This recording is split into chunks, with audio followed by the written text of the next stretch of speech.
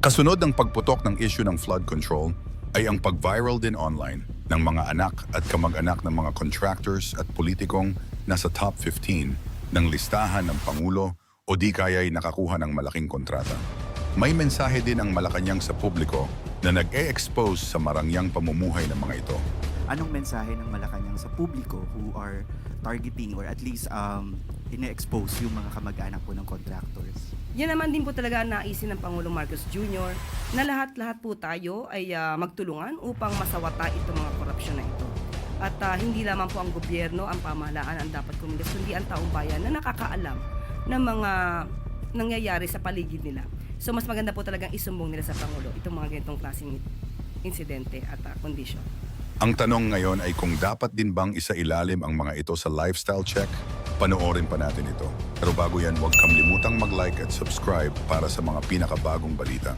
Follow up lang po sa usapin ng mga contractor. Sa social media po, lumalabas na rin yung mga kamag-anak, yung mga anak ng mga contractor di umano and flaunting luxurious lifestyle na yung mga netizen po talaga ine-expose sila. Siguro po while the intention of naming the top contractors ay para mabigyan ng idea yung publiko, for some, naging way din po ito to trace yung mga lifestyle po ng mga kaanak nila. So siguro po, anong mensahe ng Malacanang sa publiko who are targeting or at least ine-expose yung mga kamag-anak po ng contractors? Yan naman din po talaga ang naisin ng Pangulong Marcos Jr. na lahat-lahat po tayo ay magtulungan upang masawata itong mga korupsyon na ito. At hindi lamang po ang gobyerno, ang pamahalaan ang dapat kumilos, kundi ang taong bayan na nakakaalam ng mga nangyayari sa paligid nila. So mas maganda po talagang isumbong nila sa Pangulo itong mga ganitong klaseng insidente at kondisyon. Next question, Nel Maribohok, UNTV. Yusek, may mga nagsusulong na higpitan yung batas, regulasyon dito sa mga kontraktor na pumapasok sa kontrata sa pamahalaan. Isa dyan yung sinusulong ni Senator Soto na sa halip na 1-year ban gawing 5 years ban. Ang makakakuha po kaya ito na suporta sa Pangulo? Tignan po natin muna kung ano magiging detalye ng igagawing batas ni Senator Tito Soto para po mapag-aralan mabuti. Ito naman po ay para din sa bayan at para din naman sa mga negosyante na inosente naman sa mga ganitong klaseng sitwasyon. Next question, Ann Soberano, Bombo Radyo. Good morning, Yusek. morning. Yusek, a contractor was shot by riding in tandem in Negros Oriental. May we get the palace's reaction on this? Lalo't nangyari po siya sa harap po ng investigasyon sa flood control projects. Tama lang po na imbestigahan yan para malaman natin ang punot dulo na yan at kinukondena natin ang mga karahasan na ito. Yan ay ayon sa Pangulo. Ma'am, follow up lang. Paano po natin sinisiguro na wala po talagang panggigipit na mangyayari sa mga sangkot dito po sa flood control project sa harap po ng investigasyon? Alam naman natin kung ano ang nais ng Pangulo.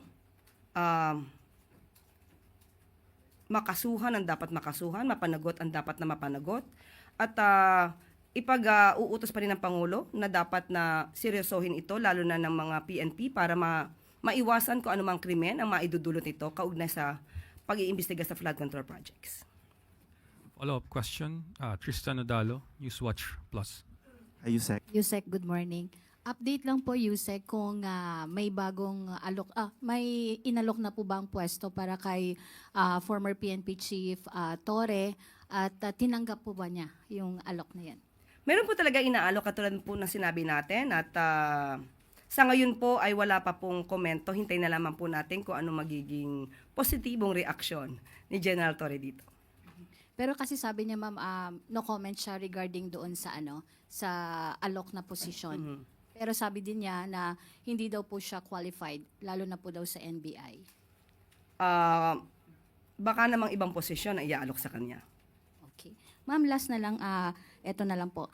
Si Deputy Speaker Ronaldo Puno po kasi nananawagan ng investigasyon sa mga funders ng ghost flood projects at papel po ng Department of Budget and Management sa paglalabas po at pag-antala ng pondo. So ano po yung reaction dito ng Malacanang? Katulad ng sinabi po natin, pinag-aaralan po ng DBM kung paano at kailan i-release ang pondo. Kung ito naman po ay walang saro at hindi mapapatunayan ang mga requirements na na-comply, ay hindi po maglalabas ng pondo ang DBM.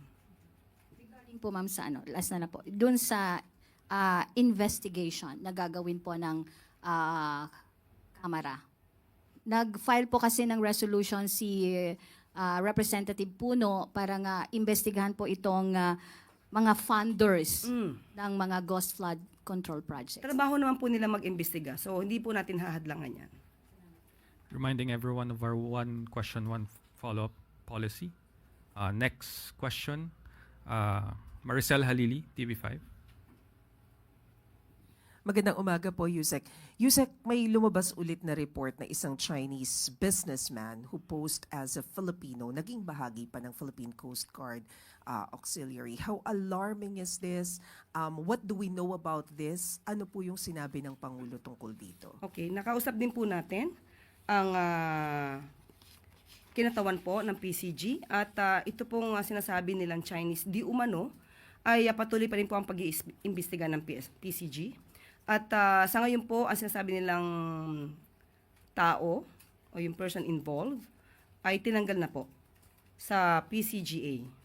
At wag pong mag-alala ang taong bayan dahil ang PCGA ay isang civil organization at kung sino man po ang mapapasok dito, kahit foreigner po, ito naman po ay paggawa lang naman ng pagtulong, pagbibigay ng relief, pagtulong sa PCG, pero wala po silang access sa anumang mga operasyon at hindi po sila sumasampa sa barko at kung ano man ang operasyon ng PCG, wala po silang maaaring malaman doon. Yun naman lang po ang safeguards na siniguro ng PCG. Yusek, sinasabi rin po kasi ni Senator Ping Lacson na may mga impormasyon na marami raw talagang mga sleeper agents dito sa Pilipinas. Ano po yung plano natin to dismantle itong mga sleeper agents na ito, if it's true? Actually, nadinig na nga po natin to sa news, kaya tinawagan din po natin ang NSC at ito po ang kanilang mensahe para sa atin at sa mga taong bayan. Ayon po sa kanila, we cannot go into specifics for security reasons, but we can assure the public that our security forces are actively monitoring and addressing these threats. The government does not take espionage lightly, and we act swiftly when credible intelligence is verified. Recent operations have already led to arrest of suspected foreign operatives, which shows that our agencies are not standing still. We are working closely with law enforcement and intelligence units to dismantle espionage network whenever they may be. So, yun po. So, rest assured po na ginagawa po nila ang kanilang trabaho. Next question, Ana Bajo, GMA News Online. Morning, ma'am. Ma'am, some congressmen and senators are calling or urging the president to subject himself to a lifestyle check following yung kanyang directive for all executive agencies. Ma'am, is the president willing to magpa-ano po ng lifestyle check? Lahat ng parte na ehekutibo ay ready for lifestyle check. So, ma'am, nakausap niyo po ba siya regarding this and his affirmative po? Lahat po na ehekutibo, miyembro ng ehekutibo ay ready, pati pa ang Pangulo. How about, ma'am, sa kasi si Senator Risa Ontiveros, she's also calling for the full disclosure of SALN. How about that matter po, ma'am? Okay, lumalayo kasi po tayo sa issue. Sinabi po natin na ang Pangulo, ang buong ehekutibo ay ready for lifestyle check. So wag po tayong lumayo sa issue. Ang issue po ngayon ay tuligsain at habulin ang mga involved sa flood control projects.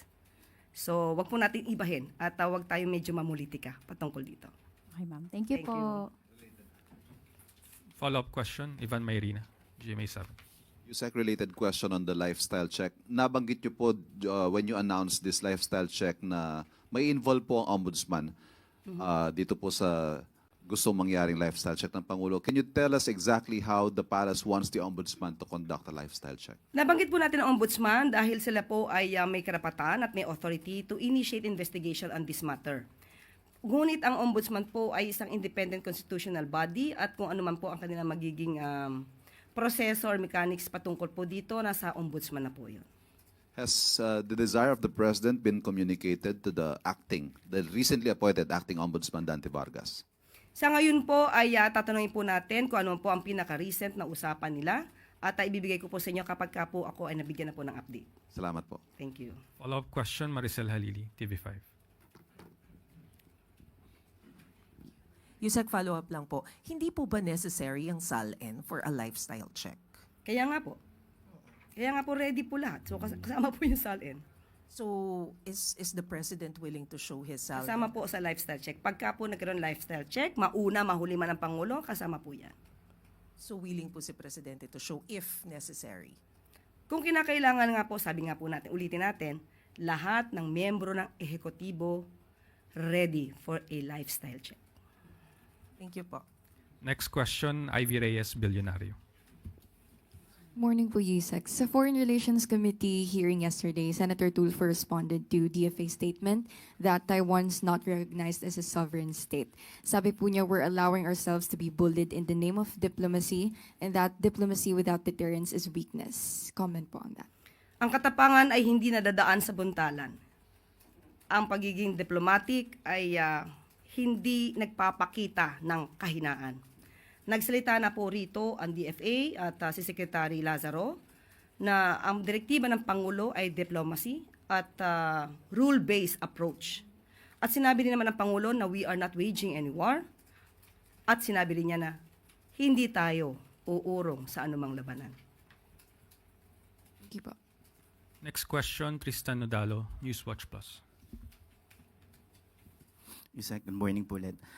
Yung Chinese Ministry of Defense called the Philippines a disruptor and troublemaker in the South China Sea following po yung recent activities ng Philippines and Australia sa South China Sea. Sabi po nila, Manila is acting recklessly at the behest of external powers. Siguro po, how does the palace want to respond to this kind of accusations? We cannot stop China from making its own narrative. But they cannot also stop us from fighting for our rights based on laws, on clause, arbitrary ruling, and for our being independent country. Sa ibang topic naman po, kahapon na-tackle po sa Senate Foreign Relations Committee yung issue po ng Taiwan. Kasi po natanong yung sila DFA and other government officials on the contingency plan in case po a shooting war breaks out in the island. Sabi po, meron namang contingency plan but when pressed further, nagtuturuan po kung meron bang budget for the contingency plan because the senators are also doubting our capability to evacuate yung large number of Filipinos from the island. May utos po bang Pangulo to fund itong contingency plan na to sakaling magkaroon nga po ng gulo? Tama po si DFA Secretary Lazaro na meron pong contingency plans. So, nothing to worry. Kasi nagawa na rin po natin to, nagkaroon ng issue ang Israel. Wala sa budget, pero nakaya po natin. So hindi po kailangang mag-allot ng another budget for Taiwan specifically? Hindi naman po kailangan. That is the last question. Thank you, Yusek. Sa hangaring mabigyan ng pangalawang pagkakataon sa buhay ang mga kabataang nangangailangan ng liver transplant, nakipagpulong si First Lady Liza Araneta Marcos sa mga negosyante at top doctors from India. Ayon sa First Lady, ang pakikinig sa mga hinaing ng taumbayan na napipilitang magpagamot sa ibang bansa na nagbibigay inspirasyon sa kanya upang dalhin ang pag-asa dito sa Pilipinas. Dagdag pa ng unang ginang ang pagkasalba ng buhay, gawing mas abot kaya ng gamot, at maitayo ang serbisyong medikal ng kanyang pangunahing hangarin para sa mga kabataang lubos na nangangailangan sa bansa. Lubos naman ang pasasalamat ng First Lady sa lahat ng mga nagbahagi ng kanilang oras at kaalaman sa India at umuwing bitbit ang pag-asang maisa sa katuparan ang kanyang mga mithiin para sa mga kabataang Pilipino.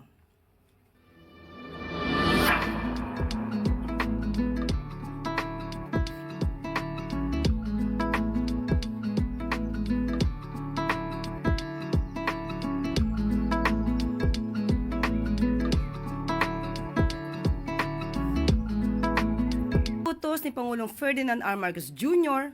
na paigtingin ang kampanya kontra smuggling, nasabat ng Bureau of Customs ang kahon-kahon na hinihinalang smuggled cigarettes na may halagang 605.29 million pesos.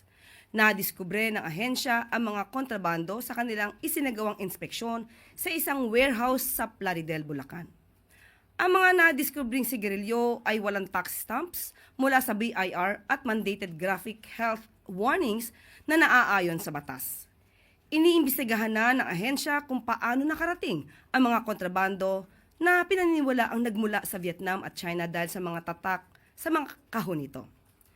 3 individual naman ang naaresto ng mga otoridad sa operasyon at mahaharap sa patong-patong na kaso. Sasampahan din ng kasong kriminal ang may-ari ng nasabing warehouse.